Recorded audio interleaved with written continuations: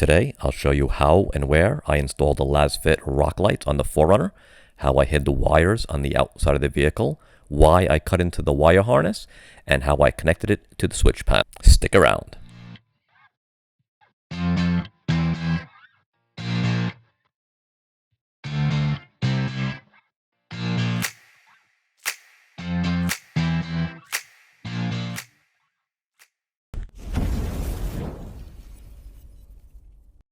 This is what's included in the Lasfit Rock Light kit. I took one of the lights out. You're actually going to get 4 of these. These are the actual rock lights, and you'll see they'll actually labeled. You get 2 that say behind or rear, and then 2 that are labeled front. And the only difference between the front and the rear are the length of the cable that's included with the rock light. You're going to get the long wiring harness, which actually connects all the rock lights.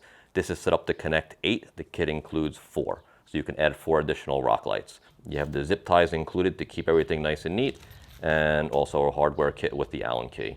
The instructions are here. With the rock lights, each one will come also with a rubber mounting pad, and these will be curved so they can fit into multiple areas. I'm going to do something a little bit different with the mounts. I am not going to mount the rock lights in the wheel wells like most people.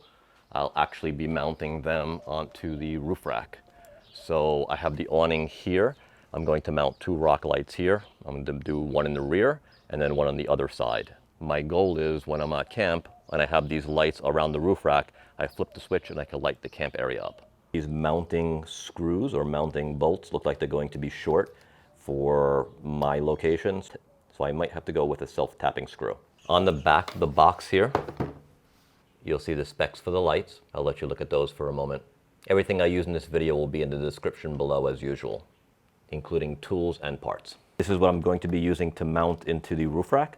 I'm going to use a 1/8 inch drill bit, and I'll use metal screws. They are number 8 by 1.5.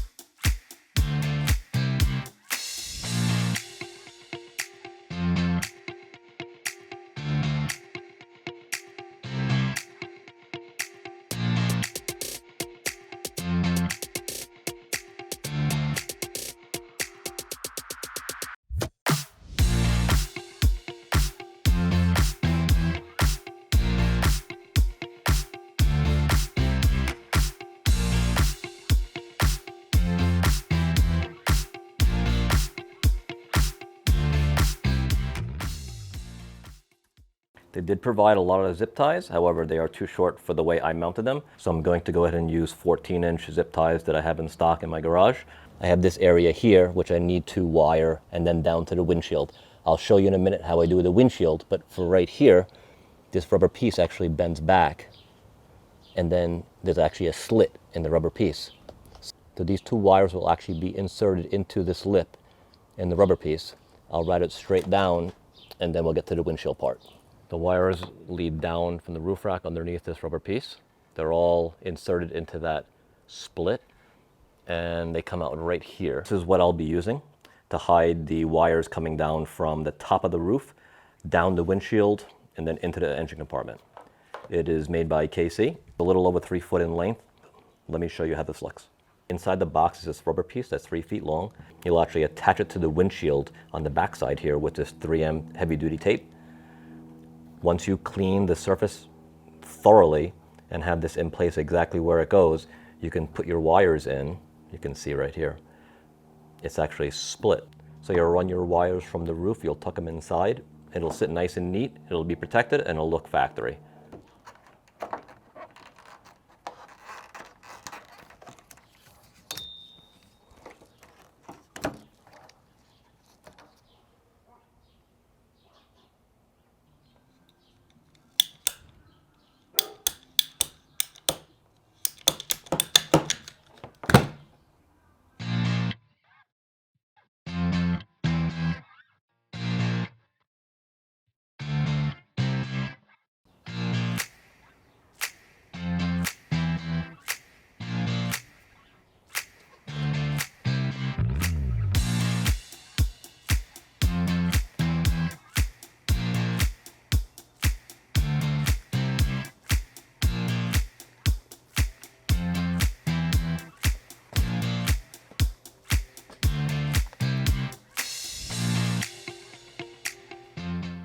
all the wiring done here. I do need to tidy up just a little bit. Looking up at the roof rack here, I have the two rock lights. The wiring is run underneath and zip tied, and then it's run down. It's underneath that rubber piece there that I showed you earlier, and it comes down into this KC wire loom that's mounted to the windshield, and then down underneath into the cowl. Right here I have the rear rock light. It's cable tied it underneath the roof rack there. And the round, I need to tidy that up just a little bit as well. And then also back down and under the rubber. And then I put another one of the KC wire containers or wire looms here. And that goes down into the cowl as well. Now we're just going to wire it underneath the hood, and the rock lights will be ready to roll. Well, it was an easy install. We just hit our first major snag. This piece right here is where you connect the rock lights. And I have the two rock light wires coming down. This is the longer one. The shorter one is here. So I have to connect it there. But then these need to connect to those right there. You can see the shorter one on the cowl. So I have to run, there's no way I'm going to reach from there all the way over to here. So I'm short. This is the shorter one, so I'm about 3 feet short or so. I have to figure out if someone makes extensions where I can run it across, or have to rearrange the lights or the wiring or do something. But this easy project just turned into a little bit of a headache.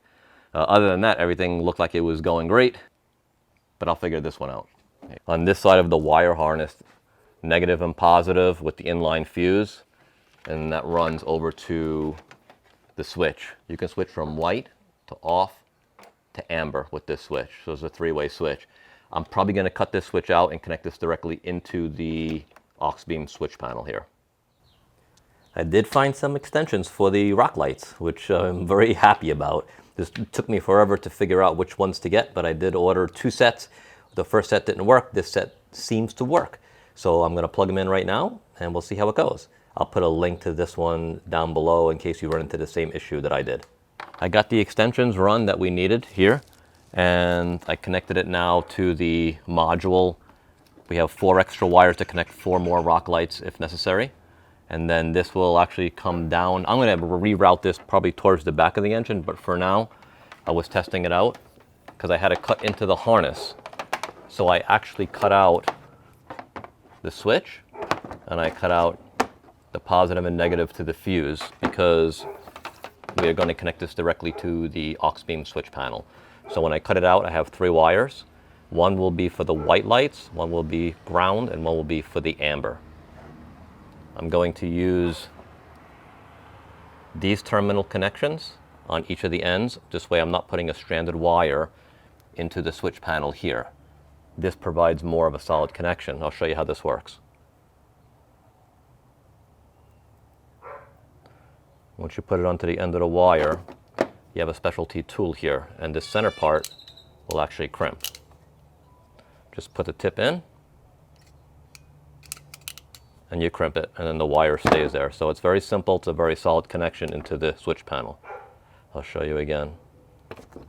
Put the wire in there, stick it in the crimper, and you crimp it on.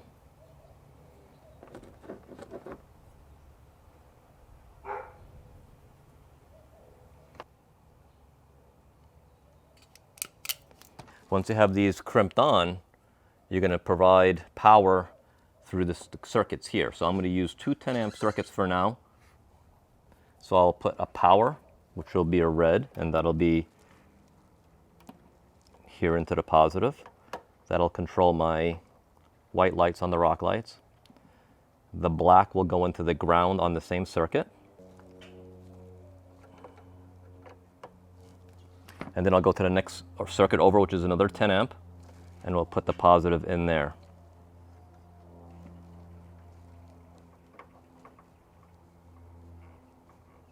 Since that circuit is ground by that one wire, it'll ground both out, and I don't need to worry about putting a ground there as well. Now let's check out the operation. This will control, I didn't put the stickers on, but this will control the white.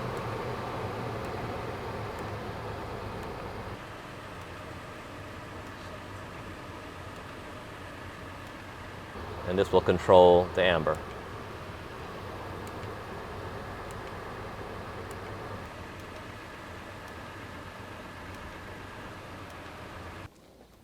The rock light project is complete. Let me show you how I did the final wiring. So here on the passenger side, the wires came down and I zip tied them along the back factory harness. You can see it going across down to the driver's side. And here on the driver's side, the other two wires came from underneath the cowl area. They come down here and they connect everything together. Then I put everything under here. I cut all the excess wire off underneath the switch panel bracket, and then the wiring came up right here. So I have here the red, that's going to control the amber, the black ground, and then the yellow for the white lights. I hope you like this video, guys. Stay tuned, subscribe, because I am going to be giving away within the next month or so a brand new mic tuning switch panel. It is very similar to the Auxbeam that I have here mounted in the 4Runner. I have a mic tuning mounted in the Tacoma.